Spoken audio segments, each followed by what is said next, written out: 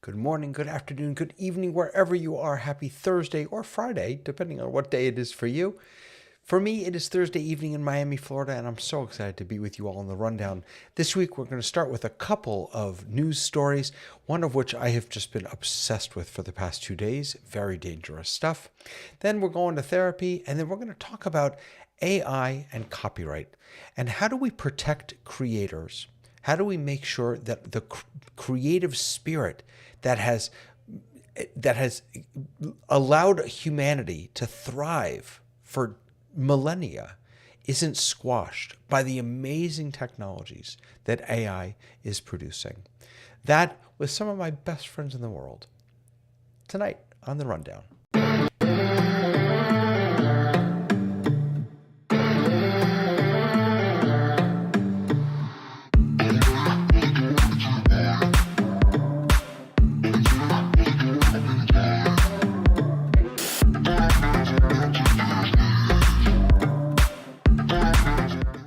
Hey everybody, welcome, welcome, welcome. It's good to see you, and it's good to see Tamra. How you doing, Tamra? Hello, hello. How are you? I'm doing really well. How are things going out there on the West Coast? It has been flipping back and forth. The weather was 80 degrees and now it's been 60 degrees. So Oh, I'm you excited. poor thing.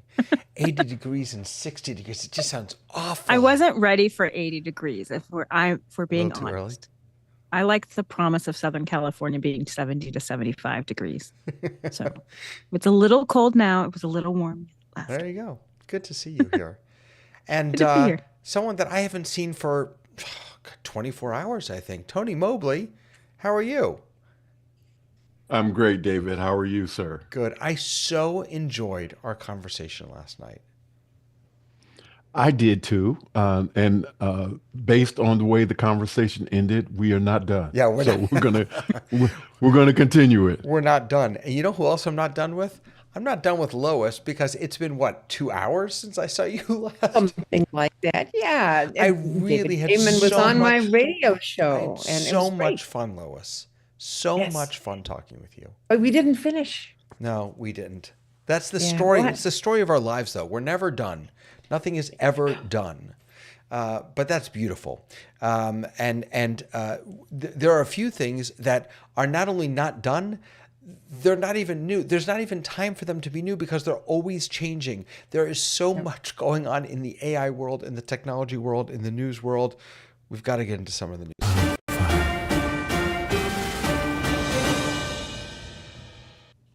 So I think probably the best way to talk about this first story is just to show you. All right. Now, I'm hoping that this is all set up for me to show you this. Let's see. Okay. Oh, it's not really set up. Let me see if I can fix that. What is going on here? Sorry. I'm not sure why that's so interesting. I'm not sure why it's so small like that. Huh. In any case, this week, I'm going to fix this on the fly while I'm talking. This week, first Google with Gemini announced their new image generation, and then OpenAI came right after them. And oh, there we go. That's what the problem was. I apologize. So I have been playing with this all day. No, for 2 days, literally for 2 days. And I want to show you this, and I want to point out a couple of important things. So I started this is, by the way, it was supposed to be available to free users. I believe they pulled that back because the demand was so high. All right, so let's take a look at this. So I started by putting in this picture of me, and I said, turn this into a Disney Pixar style illustration, and this is what I got. And a couple of things I want to point out. So first of all, I just find the quality to be outstanding in this image. Take a look at the text down here. The text is correct. This is one of the big leaps forward that they talked about, is that now they're doing a much better job with text in images. So then I put in a picture of my 3 daughters. So here's my 3 girls. And I said, turn them into Disney princesses. And check, this is insane. Look at this. Look at that image. I mean, it's gorgeous. It's just a beautiful image. This is now my screensaver on my phone. Now, later on, my eldest daughter, who's over here on the right, said, wait a second, I have blue eyes. So later on, I went back and I said, ooh, the girl on the right needs blue eyes. And it did it perfectly. It kept everything else in the image correct. It did it perfectly. So that's another piece of the puzzle. So then I took a picture of my dog. This is Sadie here. And I said, turn Sadie into a Disney character. And I got this, Oh, which is just, I mean, that's just adorable. Okay, so at first I was just having fun, just playing with, trying to give it images. So the magic sauce here is it's using both an image that I'm giving it and a text prompt, and it's able to create. So now so then I did stuff like I gave it an old wedding photo of ours, and I said, create this in the style of anime, and it did that, which is pretty darn good, I think, for anime. But let me scroll down, because what I want to show you is it does get some things wrong. So for example, I gave it a picture of someone and I said, turn this picture of this person into a picture of Miriam from the Bible escaping from Egypt playing her timbrel. Make it photorealistic. It did a really good job, except there's one big mistake. She has just one too many arms. she is a miracle. Of course, It's a miracle. Exactly. Yeah. Either that or it's one of the plagues of Egypt. But so far, this is the only mistake I've found. Let's see. What else can I show you? Okay. So then my wife told me that my nose was too big on the original picture. So I uploaded it again. I said, make my nose smaller. It didn't really, it made my head rounder. It didn't make my nose smaller. But if you take a look at the back here, those of you who see me in my office know that I have a neon sign that says a big R and then Rock and Roll Rabbi. So then I said, you know what, we need to get this right. So please change that to an R, which it did beautifully. Then I asked it to, and again, it's still got the text good on my shirt. And then I said, wait a second, I need you to, I want to change the text on the shirt. That didn't go quite as well. That it kind of messed up that a little bit.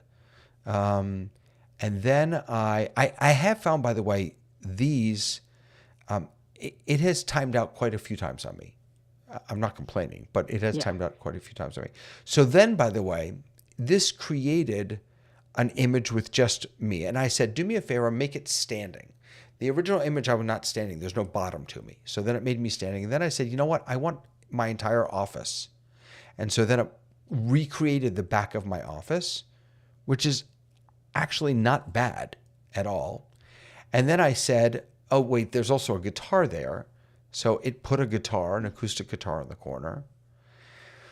And then I've been playing with the head and the nose and the ears because it's been bothering me. But I mean, but this it is doesn't just, look like you. it doesn't look like me. But the mouth is way too big. right. But this is, so here's the latest attempt, by the way. So I said, do me a favor, make the head and the body more proportional. So that's what I got. And then I gave it another picture of me and I said, hey, can we try and do that one? And I came up with this, which is more photorealistic, but it doesn't look like me. But I want to show you something else. Earlier today, actually, as I was driving home, I pulled up ChatGPT and I started talking to it. And I said, based on what you know about this project that I'm working on, create an infographic. And this is what it created.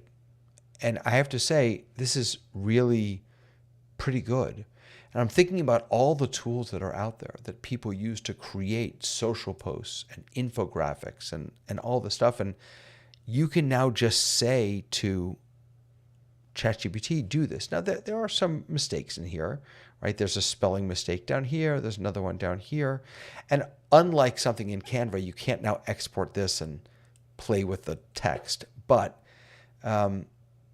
this is a huge leap forward, I think, if you ask me. But you had to give it all the information about your project, didn't you? Well, so what's interesting, that's actually a great question, Lois. No, I didn't. All I said was, let me see. I said, create an infographic about the learning journey at Sinai Learning Lab. So that's the school that I'm talking about. Now, so I didn't give it anything else than that. Having said that, I have used ChatGPT for months to create the Sinai Learning Lab and to create text around it. So it's using its memory.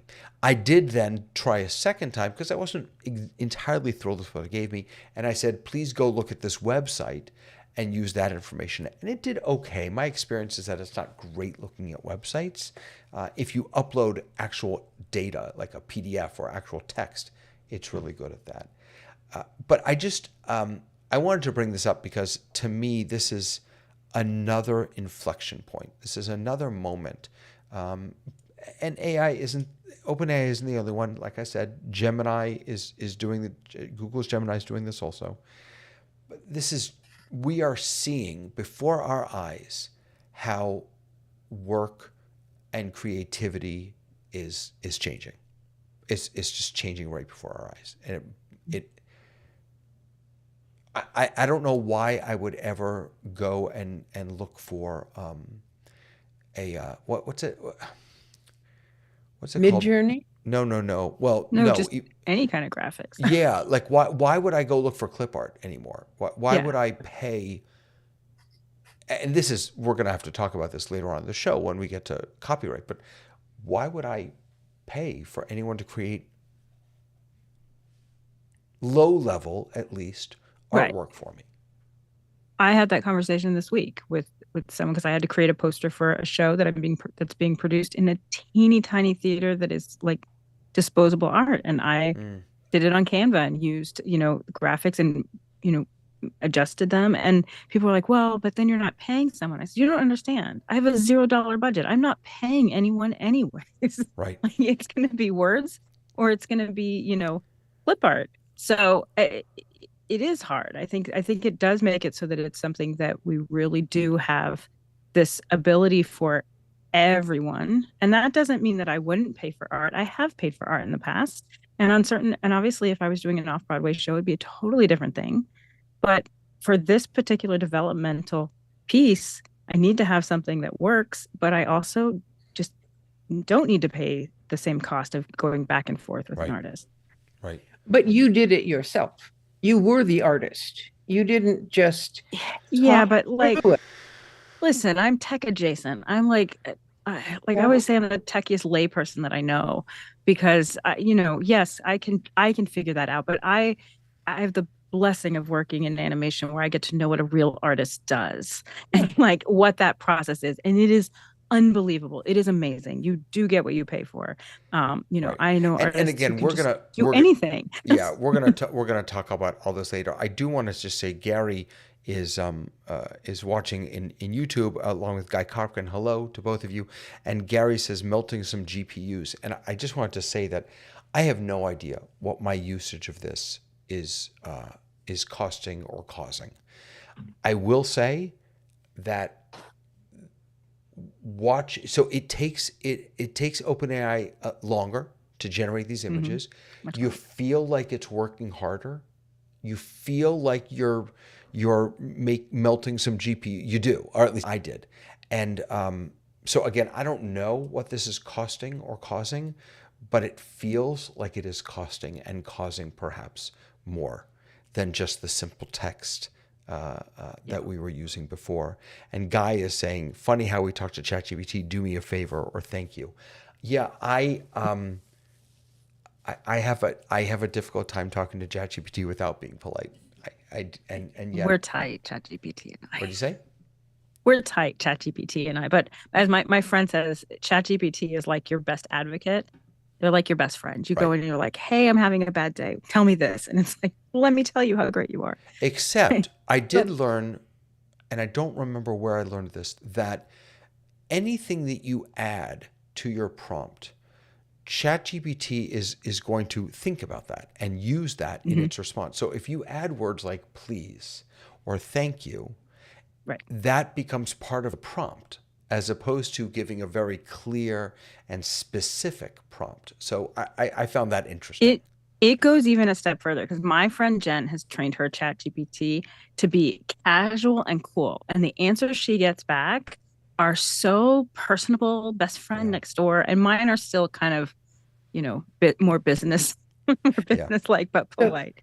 so it sounds like ChatGPT, which came bursting on the scene Yeah. because you could get text from it, is trying to replace Midjourney, which was not text, it was just images.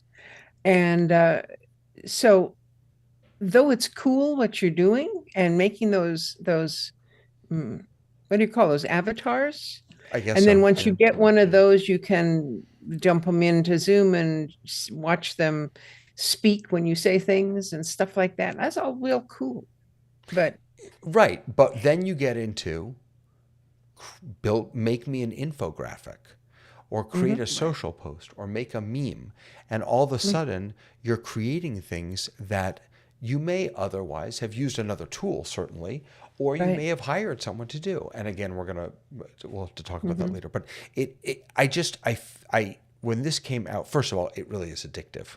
So if you have the plus version, or when it comes out, the free version of, definitely play with this and play around with the prompts. It's just fascinating.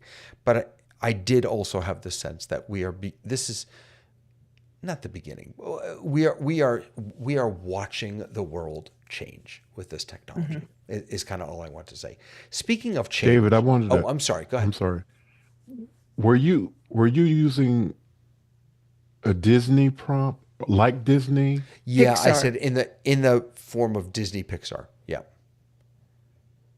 And that worked because at one time there was an issue if you use something that was copyrighted that it would not do it. So An that's example I have is like, yeah, go ahead. I'm Yeah, so sorry. that's going to be part of the story. In fact, this news story just came out before we went live. It's related to the copyright issue question, but there's a difference between, as I understand it, as the article explained, which I'll share later. There's a difference between specific artists. So if I were to say, create something in the style of a specific artist versus a style of art. And for whatever reason, agree or disagree, Disney Pixar is considered a style rather than a specific artist. Like watercolor or anime. Maybe, Mhm. yeah.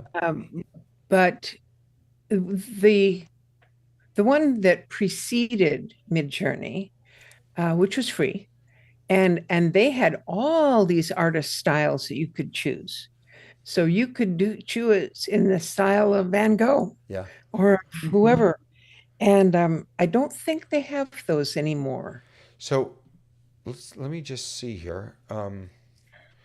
Create an image. So I'm gonna try a specific one. Create an image. Oh, I have it. Sorry, because I'm also watching our stream. That keeps happening. Create an image of a happy family sitting by the pool in the style of Van. How do you spell go? Goff. Thank you. GOHF. Is that correct? No, Geo FF. HT, isn't it? Camera. Oh, goodness. I don't know. How do you spell Van Gogh? Van Gogh. Ask ChatGPT, how do you spell that? VOG. I think it's VOGT. GOGH. Yeah. GOGH. All right, so It is let's let that work. GOGH. I just looked it up. Okay, so that's going to take a minute. We can come back to that. It'll take hours. And we'll see what it does. Okay, but speaking of change, this next story is a little wild. So Section 230 is a very tiny little piece of a law that was passed regarding speech, and specifically speech across the internet. And here I can actually read it for you. So 230 says, hold on, the error. where is the extra? No provider, here we go. No provider or user of an interactive computer service shall be treated as the publisher or speaker of any information provided by another information content provider. And then it continues, no provider or user of an interactive computer service shall be held liable on account of, and then it goes on. Basically, what this is saying is that Facebook, Truth Social, LinkedIn, X, none of them are responsible for the content that its users put on those platforms. Mm-hmm. Now, for the big guys, it may not seem like we may feel like they should be more responsible. We may feel like that maybe they should do a little more censoring. But then you think about the small guys who are just running a Mastodon server or their own private chat. What happens if someone says something offensive on their platform and then they get sued as the host of that platform, as the host of that chat platform? So 230 really has allowed for social media and chat pages and chat on YouTube and chat on blogs and all. It has allowed all of those things to exist.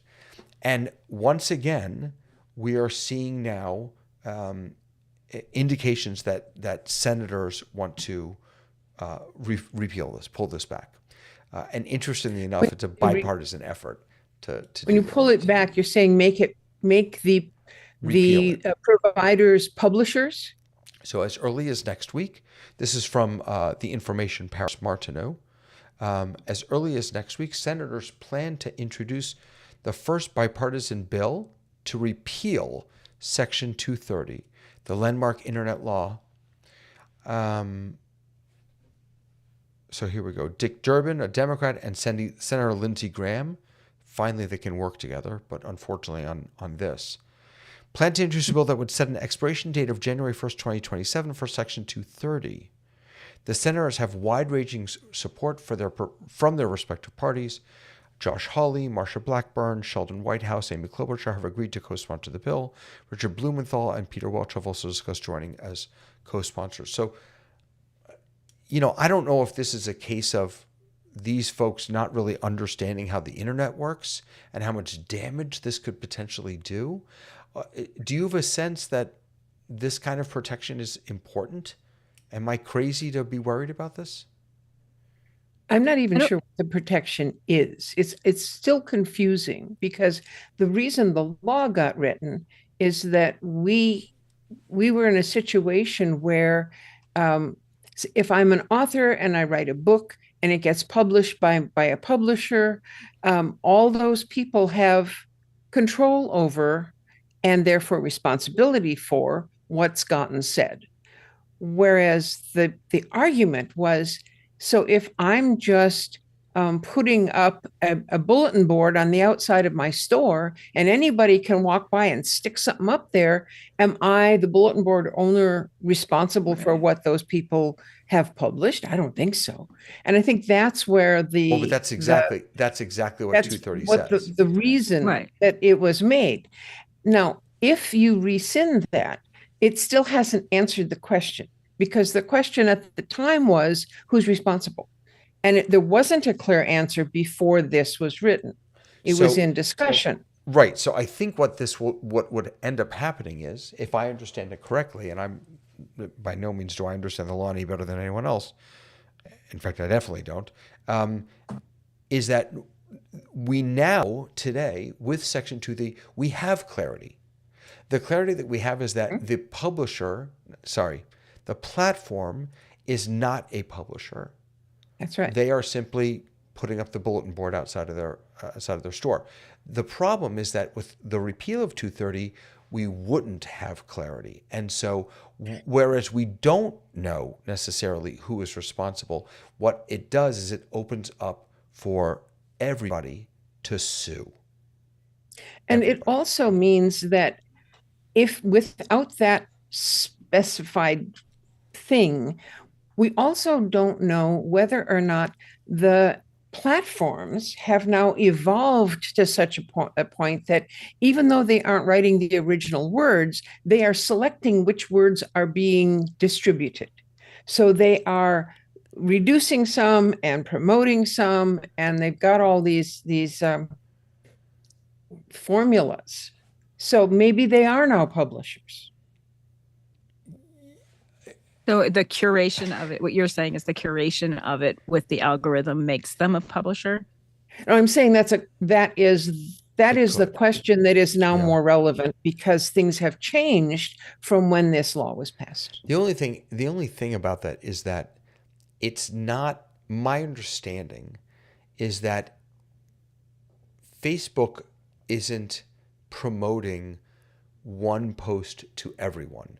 The algorithm gives you a unique feed based on your interest. And that doesn't mean that they don't have their thumb on the scale. They do. But the thumb on the scale for me is probably different than the thumb on the scale for you. Right.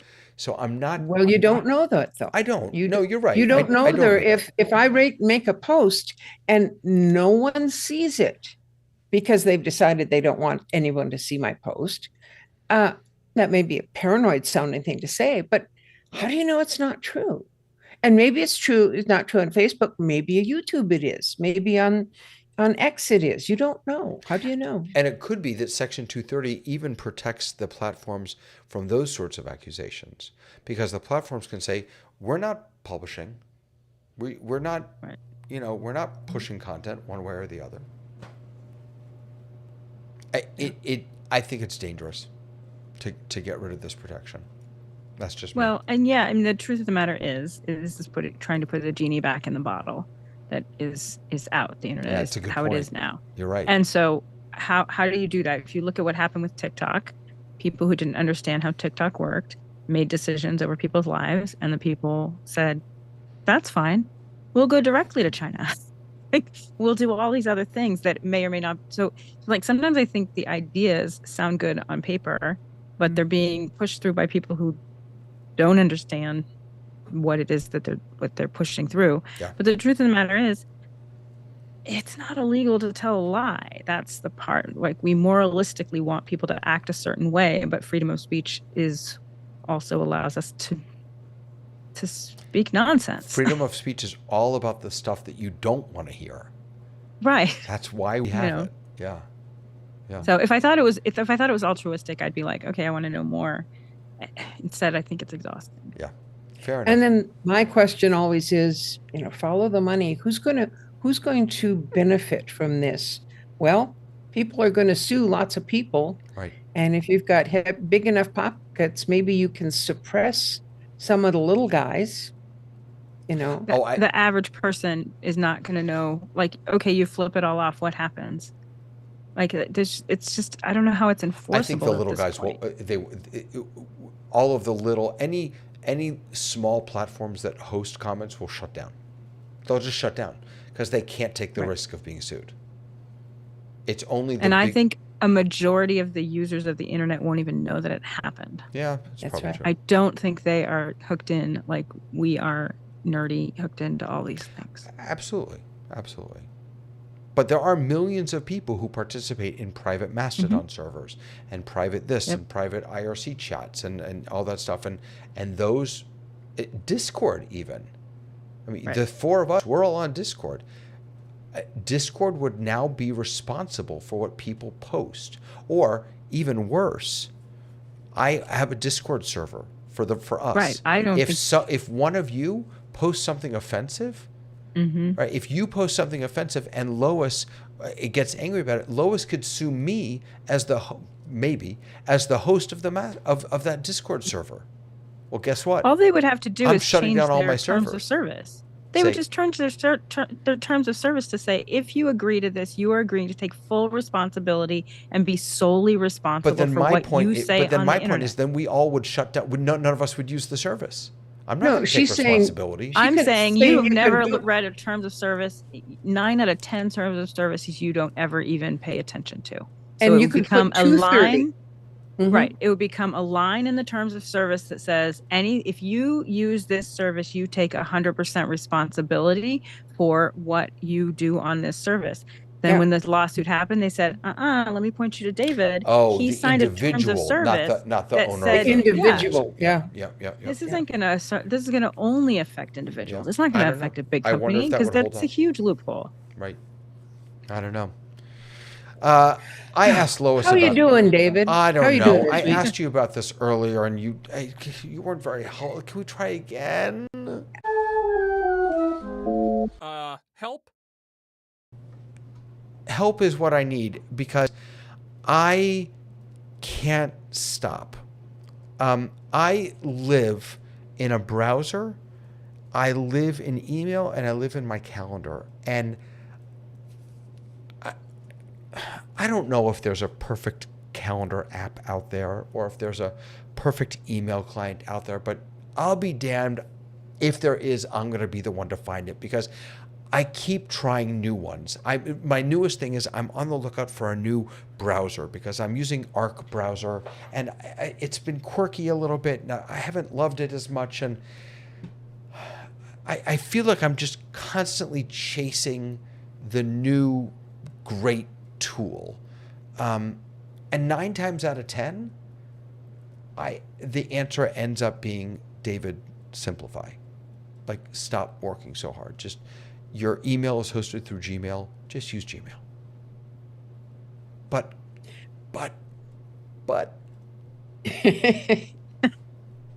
So, David, you come with all these tech problems that really aren't tech problems. They're people, So but they're the- psychological but issues, is what you're saying. Yeah. Yeah. Well, Thank you. I wouldn't quite put it that way, but okay, if that's how you want to describe it. So you can simplify your life. And you know that I was the organizer from 1980 on till I retired. And you can simplify your life by finding something that it has got a system that you like. So if you're using Windows, you can go to Microsoft, you can get all of the different stuff from Microsoft. If you're using Mac, you use the Mac tools and you do that. Now there are Zoom tools when doing lots of different things. And if you find one that works, stop looking. Yeah. Yeah. Ain't gonna happen, is it? It's not that. It's not that. It's David, could it be Go ahead. could it be a superpower? Yes. In some ways, yeah. Thank you, Tony. See, this is I need a therapist who affirms me.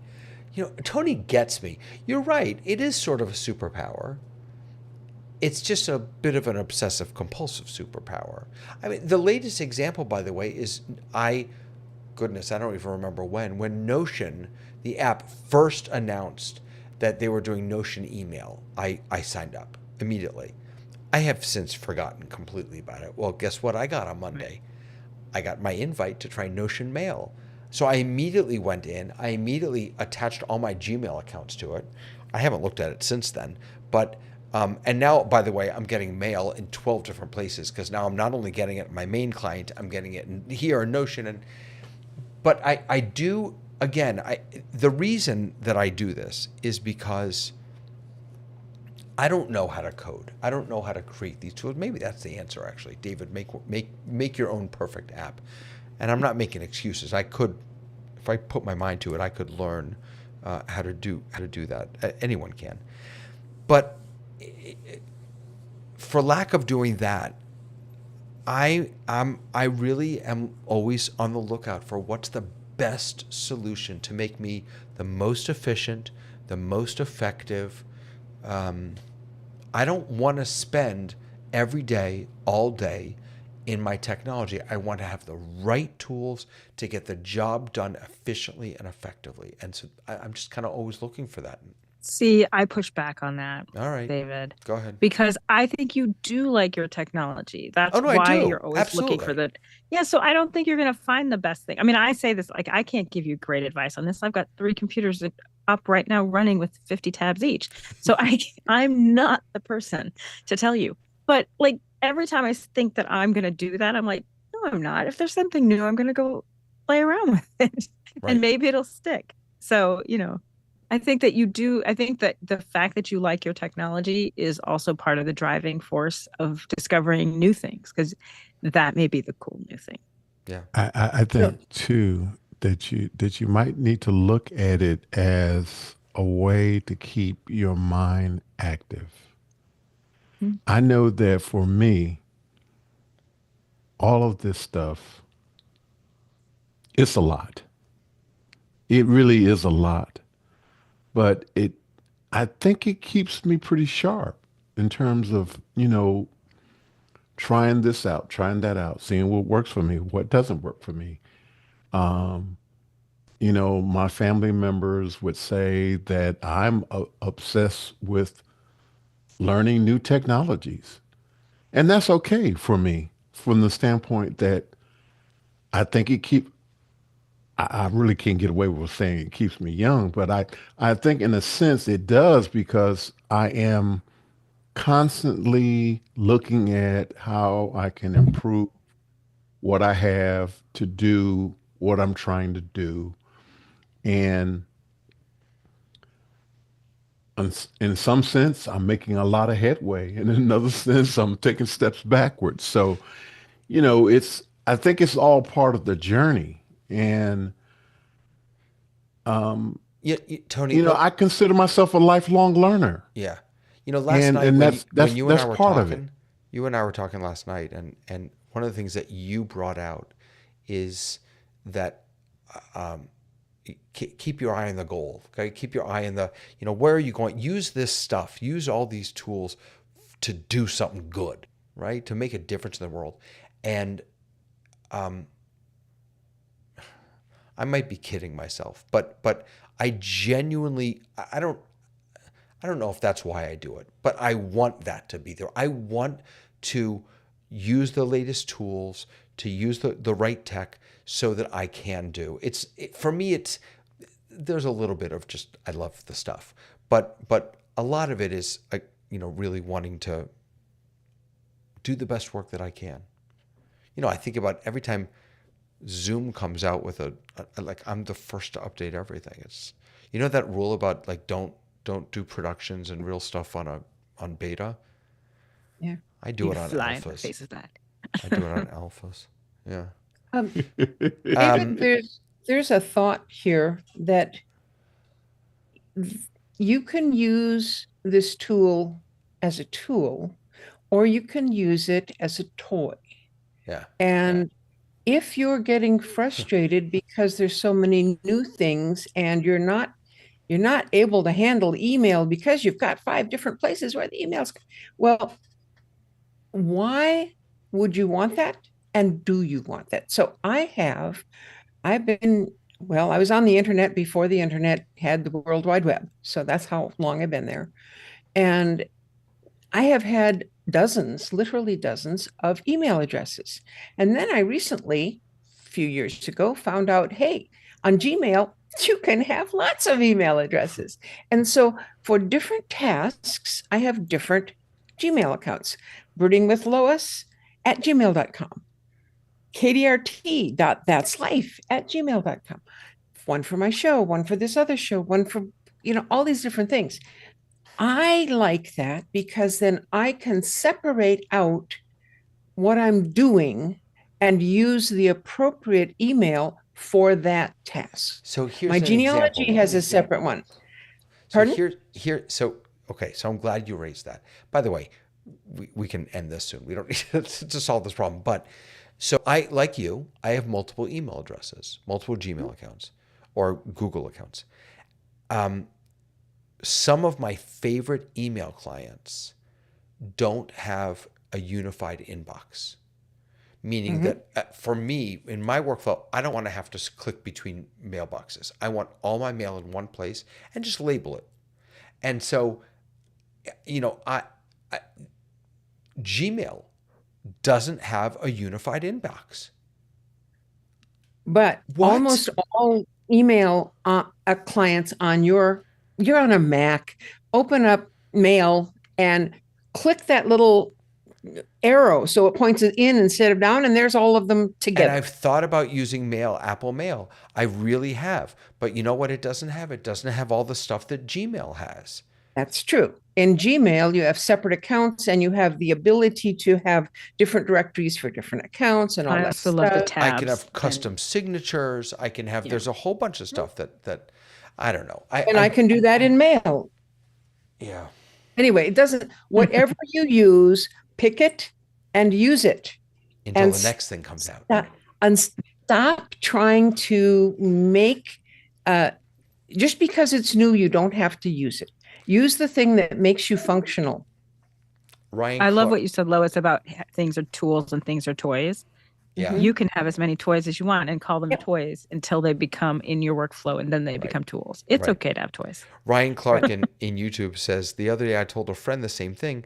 We have people who simply do good using Google and sending emails, yet they are the ones creating laws about technology that they don't use or understand. So this is a little bit of connecting this story with the one that came before, right?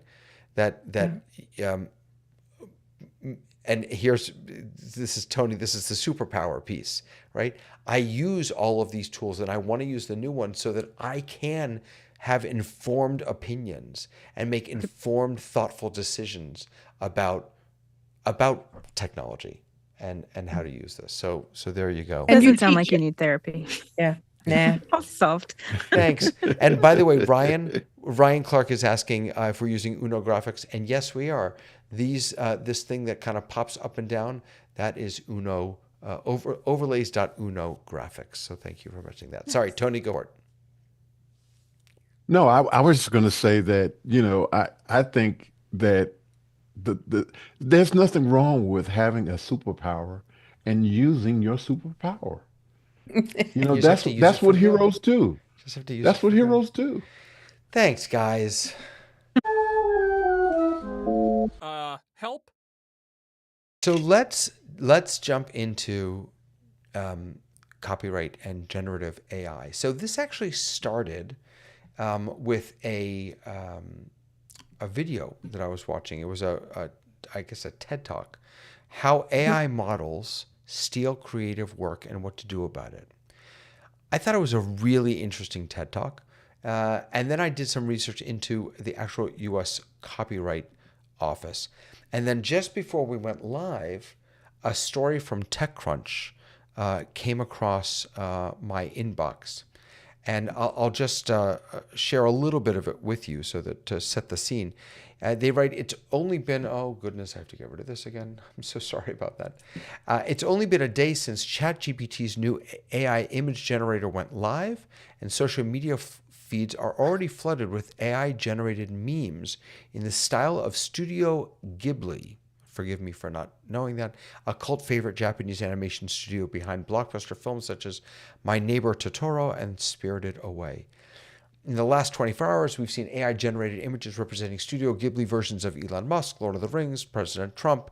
Sam Altman made his new profile picture of a Studio Ghibli-style image. And the question is, are they stealing? Are they stealing? OpenAI and Google's latest tools make it easier than ever to recreate the styles of copyrighted works simply by typing a text prompt.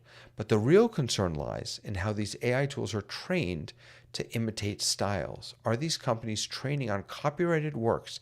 And if so, does that violate copyright law? And this is coming up now because there are a number of lawsuits that have been brought about this. So how can it create all these images that are in the style of Ghibli?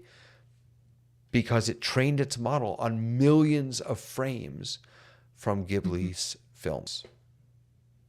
That's the question. What are your takes? We're also seeing it in The Atlantic just had an article on the 20th that is going through all of my scholar feeds, people who are from universities, because it points out that Meta used a database that included all of these novels. Just about, you can basically put any novelist in, and then any articles, and people are, on my feed are all like, they have literally trained these models on everything I've ever written. So I think that it is definitely something that we do have to talk about. It's something that, I brought up on our document, that this is kind of how copyright does things. I go back into some of my research on Secret Garden. The book came out in 1911, and the first or the Paramount silent film came out in 1918. So Paramount owned that copyright, and when they went to go make their live action film in the 30s, which they never ended up making, they had to go back and renegotiate talking rights because they did not have the rights. But that law came into being because many people said, hey, I got the rights to the silent film, therefore I'm going to do that. So I think, and we saw it again later when we were talking about Web 1.0, where people were putting up copyrighted content and organizations were doing it that people weren't being paid for. And then they had to go back, and those lawsuits came about. And I think we're going to see the same thing, but this is so very different because it is creating content that is in direct competition. It's not like it's taking potential money out of someone's pocket by reposting an article. It is literally creating the tools that become competition for artists and writers. Do you remember the oh goodness gracious, I just blanked on his name and I was just watching a video of him. The artist, he's an acoustic guitarist, Ed Sheeran. Mm-hmm. Ed Sheeran was involved in a lawsuit earlier this year, I think. In 2024, that one of his songs is a ripoff, essentially, of another song. And his defense, I think he actually brought his guitar into the courtroom, and his defense is that his song, The Shape of You, I'm in love with the shape of you. I mean, if I grab my guitar, I could play it for you. It uses the same 4 chords as almost every other rock song ever written.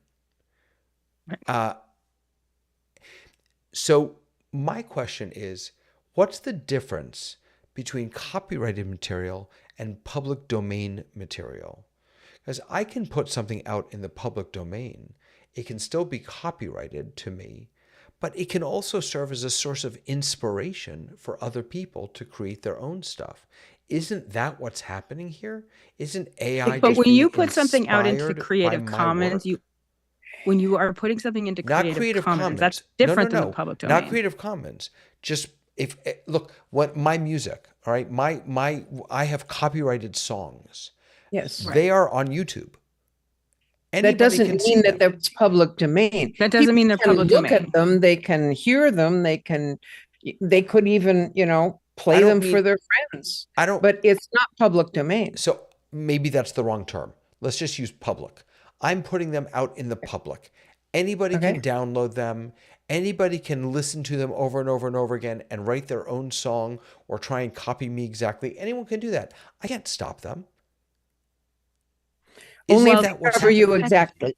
If they copy you exactly, yes, then that's breaking copyright. That's breaking copyright. So is the answer here that AI simply needs to ensure that it is different enough from the original? No.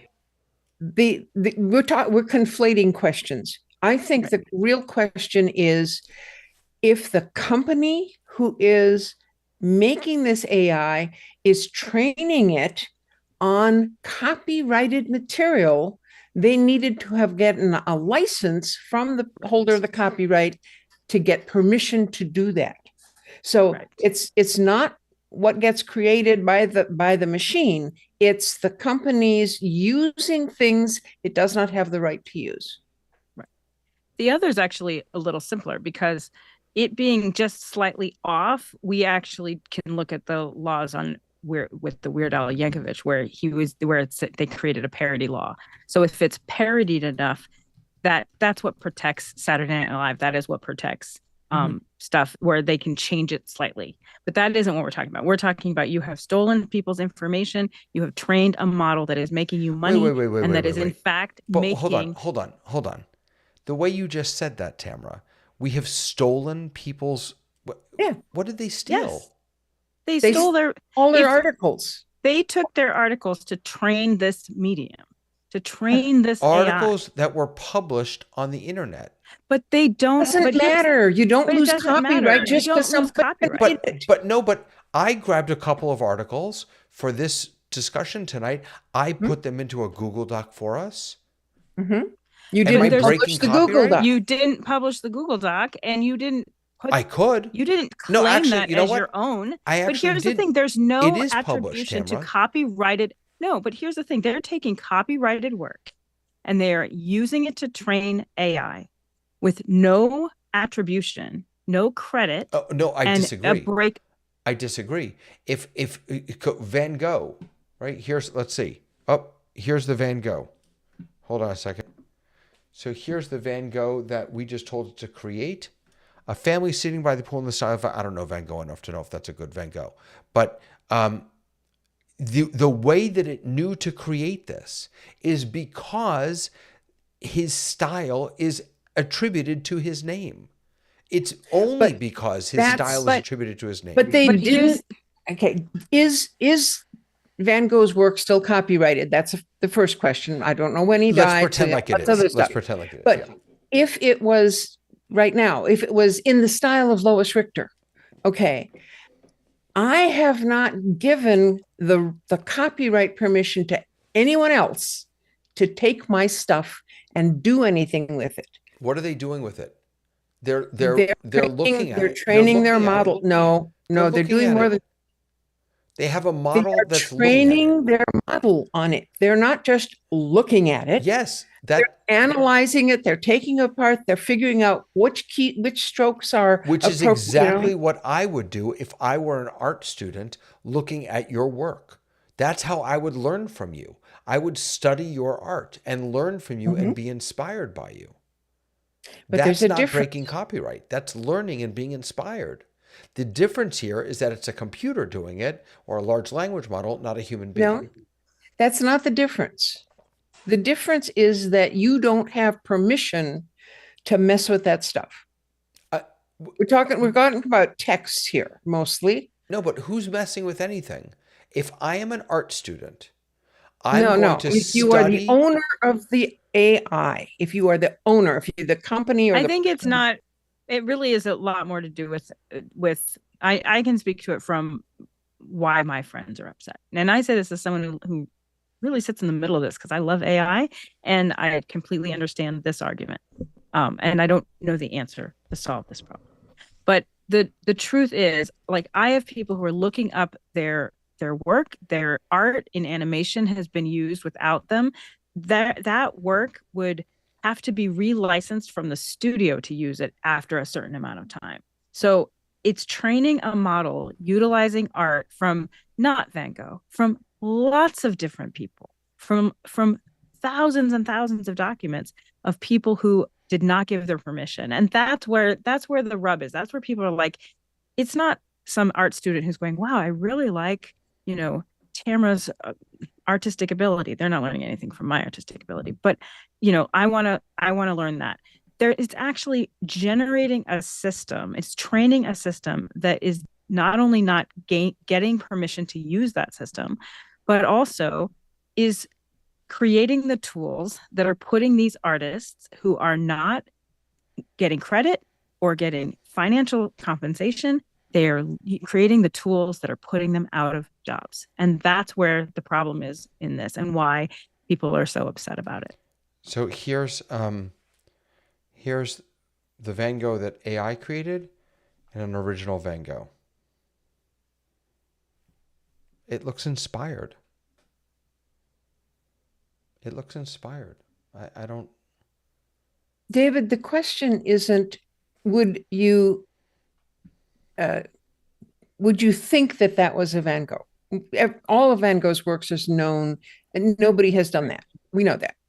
But the point is that in order for that to create something in the style of, absolutely that the people who made that AI looked at and trained on and used all those pictures, and assuming that they were still in copyright, they didn't get permission. Just like an art student would. No. Okay. No. It's not the same thing. You're getting, yeah. I'm not, You're I'm just being obstinate, other than scale, I'm having a difficult time seeing the difference. An art student studies in excruciating detail the works right? of a number of different artists and then is inspired by them, creates new work. Is that not what AI is doing? Is it not Okay. So studying with in excruciating detail the works of other artists and then creating new work? let's talk about words instead of pictures. That'll be easier for you to understand, I think. So You see what if, she just did there? She just, I did. yeah, Smooth. David, you don't understand. well, no, I mean, Go ahead. I think it's easier to understand when we're talking about text. Okay. So if you take and you look at somebody's book and then you go and you create something similar to that in the style of whatever. Um, some of the people who are making the AI say this is fair use. It's fair use, and fair use is fine. But fair use is when you are an educator and you're using a portion of that book or film or whatever to talk about something in your in your studies. So you're coming to the students and you're saying, now in this book, this is how they handle the description of dawn, and in this book they describe it this way, and you're using them as examples. That's fair No, use. I have to That's disagree. That's not not fair taking the use. entire thing. Pardon? I disagree. I Not. think one of the issues though with what Lois is saying is that who determines how much of that content that a teacher could use is fair use? A teacher can Because use as much as they want. you, That's not fair No. use. As long as it's in part so of their lesson plan, they can use as much as they Yeah, want, but it they has could to be but written in your lesson plan. but the issue becomes if there is no limitation in terms of a teacher using it, what's the difference between the AI using it? Because Because they're AI, commercial. They're not a the teacher. I the think some of it AI, has to do with how some of computers it, some think. of it, someone would argue that the AI is a teacher. That maybe it's the ultimate teacher. I don't know, but I think the idea of saying that in one context, it's appropriate for a teacher to be able to use someone else's work and to say that it's fair use. You could make the argument that the AI is a teacher in a sense, and that it's certainly applicable to use it in that way. Um, So But if you're computers don't talking think that about way. fair use, that is already been legislated. It's already been through the courts. It's been written down what is fair use, what is not fair Yeah, use. it's pretty I mean, it's pretty clear what that term means. Now, what is not clear is if the argument that that should be applied to other things other than teachers, if that would Wait, make the Lois. law change. Sorry, hold on. Fair use has nothing to do with teachers. Fair Yes, it does. use, no, fair use, Education.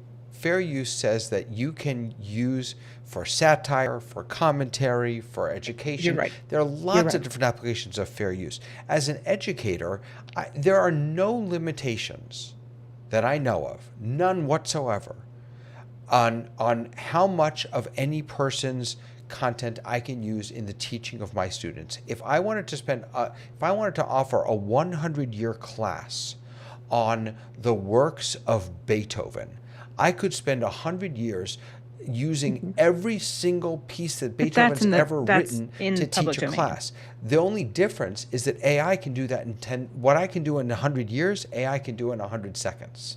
So I think one of the issues is how computers think versus how people think. So I think you're right. When you look at an artist and an art student and they're looking at art, they're looking at a piece of it. But computers don't actually think that. So when you say to the computer in the style of Van Gogh, it is also thinking not in the style of all of these other things. So it in order to be more complex than just the major artists, it has had to train on all different artists. Otherwise, they would just be putting just Van Gogh in and just the people that we know. Yeah, I'm not sure, and I don't know enough about how this works to say this with a certainty. But I'm going to pretend like I do and say it with certainty anyway. And I'm going to suggest that you're giving AI far too much credit. That my gut is that what AI does is it doesn't even know it's a picture.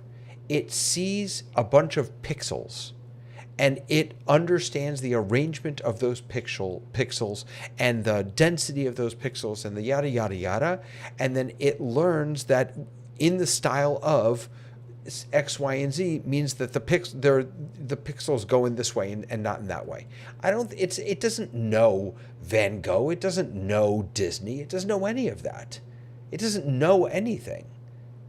All it does is vomit back to the best of its ability what we've taught it. And now I think it's a fair argument to say it's not original, it's not producing anything original, and therefore it's it's a terrible art student. But I'm not convinced that's stealing. Let me just throw in here that Gary asks, what would fair compensation be for these artists? Let's come back to that. But I also just want to say, excuse me, I just want to say hello real quick to Alex Knight and Brediverse. Clive Kitchener asks, Lois, are you suggesting that AI is a forgery of the originals? Is it stealing the original and then a forgery? I'm not talking about the outcome of what you get. You're talking about the when training. You ask it. I'm talking about the use of the material by the company or person that's doing the training of the AI. Okay. And all of this discussion that we're having, it's all going to come out like all copyright things do to lawsuits. Right. Yeah. And we won't know the answer to our questions until those lawsuits are settled. Yeah. And I think the precise reason they didn't this is an ask for forgiveness and not permission situation. It's going to be far less money for a major corporation to pay a class action lawsuit of 16 cents per person than it is for them to go and get to license ahead of time. The people who are licensing ahead of time are very small companies. They are small companies. They are seeking licenses because they don't have the buffer that a class action lawsuit will give them. So I don't think it was some ever people are discussed. doing that though. Some people are asking, By the way, if they were to try and license some of this, guess who would still be screwed in the end? Excuse me, the artists, because the artists don't own all of their own work. Absolutely. Right. The work is owned by the studios and the producers and the this and the that, and the distributors. I mean, so I'm not. So Tamra. And look, I license stuff. I have to license stuff as a producer. Right. So what would fair compensation be then? What would fair compensation look like? We don't know. We don't know because I don't think there's been a case in any major technology shift like we are seeing now, whether that was Internet 1.0.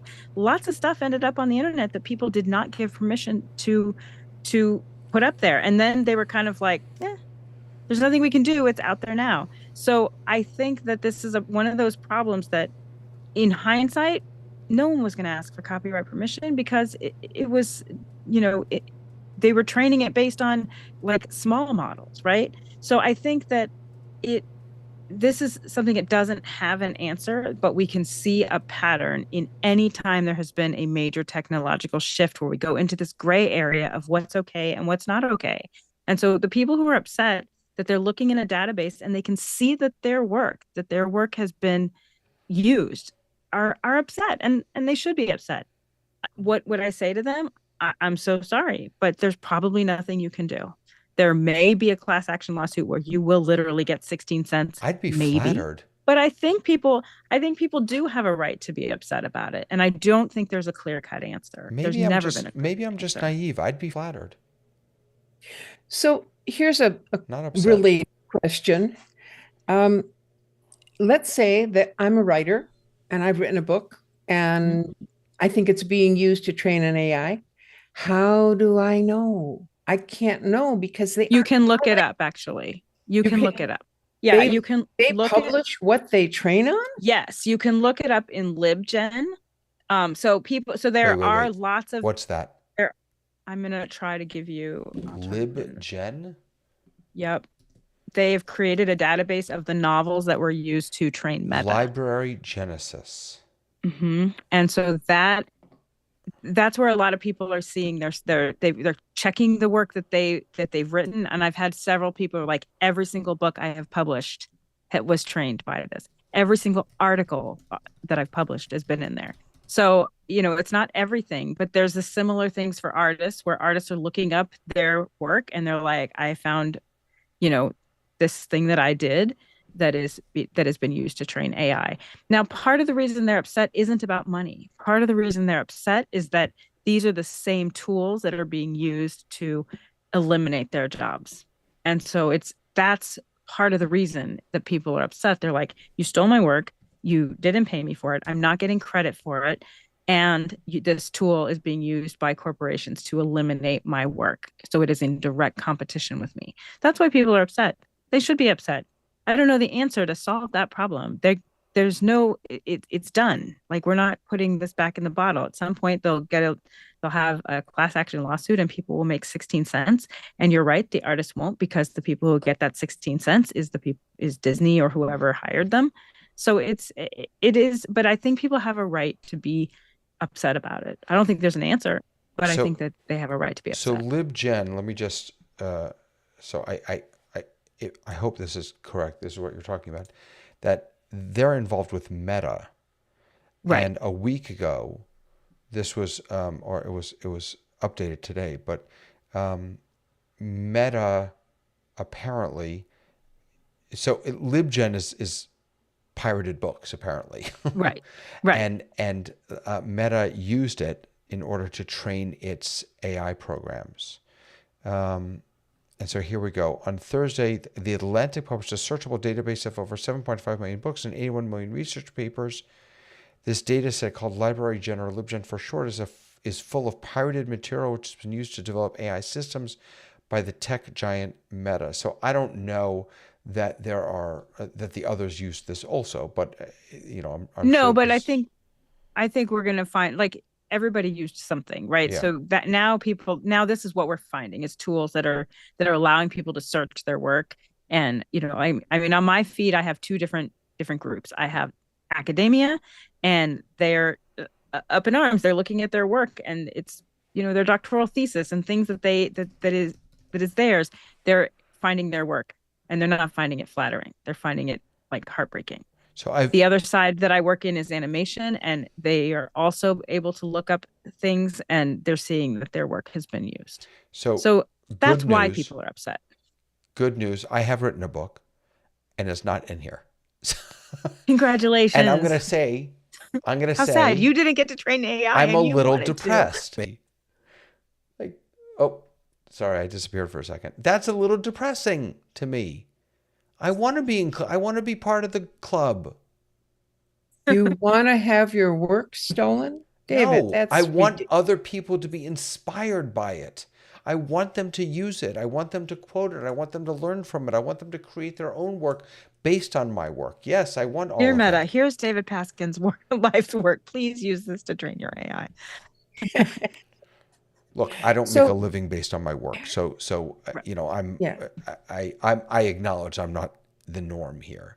But yeah, and you were talking about public domain versus copyright at some point. What I meant to say, though, just to be clear, Lois, the distinction I meant to make was something that's in the public versus something that's copyright. Okay. That's what I meant. If you write a book and you publish it, you send it to a publisher, whether it's going to be published digitally or in paper, it's okay. It's a book. But if you create a website, like you go to my website and there I have written some description about some bird or other, that's not, it could be copyrighted if I wanted to do that, but it's not something that I would think needed copywriting or needed protection, because I do like the fact that people are looking at my stuff and they're enjoying my thoughts and things like that. And it's different. Yes, and so I happen to be on your website right now. Um, at the bottom of a lot of websites, in fact, at the bottom Yep. of most of mine, it says there's copyright information that this Yep. website is copyright. And those videos that I made are in fact copyrighted because I created those videos. They're on YouTube. And It's so not and so it's your not so something your that you're issue, so you would take issue with a person watching every video that you no, created wait, no. over and over and over again, and learning your style, learning how you crafted the videos, and then creating their own set of videos inspired and based on your work. That would bother you. I didn't say that. But you're saying that you're not okay if There's AI does that. copyright is the right to copy, to right to Right. take the work and make a derivative from it, the right to take the work and use it for your own commercial purposes. So the issue is commercial use. I think that's probably one of them. Yeah. Okay. Tony, you want to jump in here with anything? I'm struggling with this because I I see, and I'll just say I am an AI fanboy. Um, I see this as an opportunity for learning and growing and pulling along people who don't have access. When I grew up, um, my parents sacrificed to get a set of World Book encyclopedias in the house. And it was a sacrifice for them to do that. But there were seven of us that were in school. And, you know, access to the library and all of that kind of stuff was not a big thing. So we were able to learn from having access to that in the house.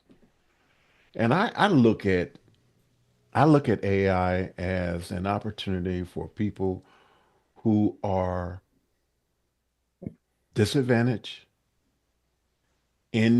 in digital deserts as a way to sort of make the mainstream. And I hear all of the conversation that we've had, but I kind of lean toward the idea of people being inspired by the artwork, by the written word. And I think that there are going to be people who are going to profit and abuse the system. But I think there is more opportunity for people who don't have access to be brought up, to be pulled up, to sort of get on a level playing field. Um,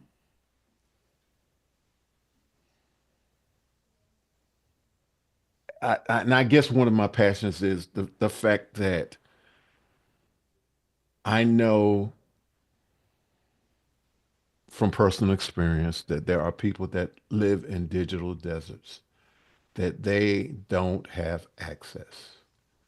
But you got a phone, you got the Chat GPT app on there, It's you the got great Gemini democratizer. on your Yeah. phone. Everybody almost has a phone. It's the great democratizer. And Well, and so I you get an opportunity.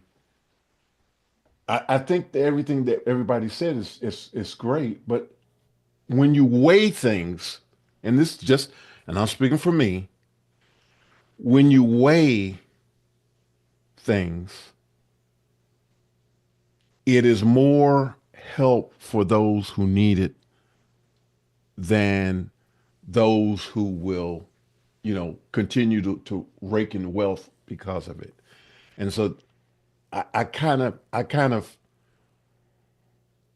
want it to learn as much as it can to be a resource, not a replacement for people, but a resource that can continue to inspire people to be their better selves. Tamara, I'm going to give you the last word.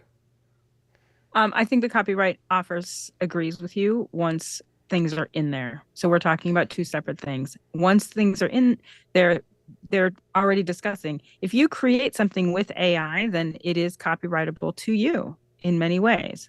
So I think we are talking about two different things. And I do think that there's not going to be very much for anybody whose work has been affected or used to train AI. There's going to be very little recourse. I think, when they do deal with courts, it's going to be no money or nothing or very little.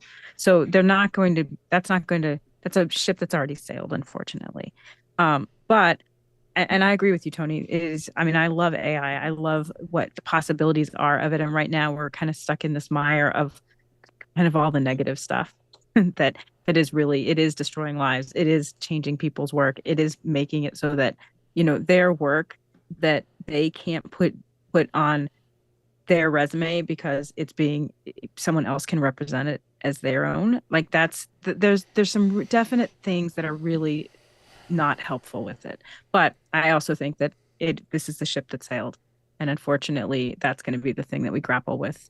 Is like, where do we go next? And you're right, it is a unifier. And for my benefit, for my taste, I want it to use as much as possible because that's how we get representation in these models. That's If we another only really good point. use Yeah. things that are famous and published, we're going That's right. to have a lot of old white men in there, and that is not what I want generative AI to be trained on. So That's a for my taste, I really want good it point. trained on anything and Yeah. everything. That's an excellent point. You're right.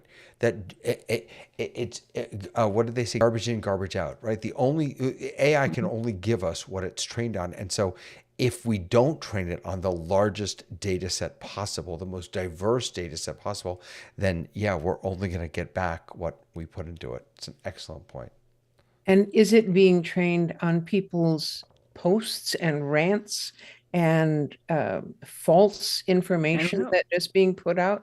We don't know what these AIs are being trained on was one of the things that was a lot of places they have disclosures and they'll tell you. So you need to look at whatever the platforms that you're using are. You need to look at those and see what their policies are. As usual, there's no easy answer to any of this. I love the fact that it was kind of 2-on-2 tonight. I think Tony and I'm pretty sure we won. I'll ask AI later, but you're two. You're two. But and we'll have to wait for the courts. So we should revisit this in a couple of years. Yeah. Once we have court decisions. And by the way, and you know what, Lois? And then we'll have to revisit it again because in 2 years, this technology won't be the same. And, That's right. And it'll be learning differently. But in the meantime, let me just say, Ryan Clark, I agree. I have a hard time understanding the difference in me reading books in the library or asking AI to help me understand a topic that AI read in all those books for me. Gary Lund, Tony hits it out of the park.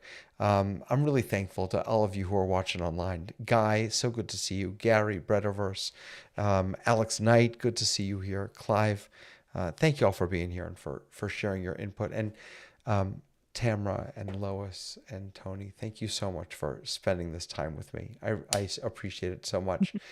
Next week, we'll be back with another episode. But for tonight, have a lovely night, everyone. Bye-bye.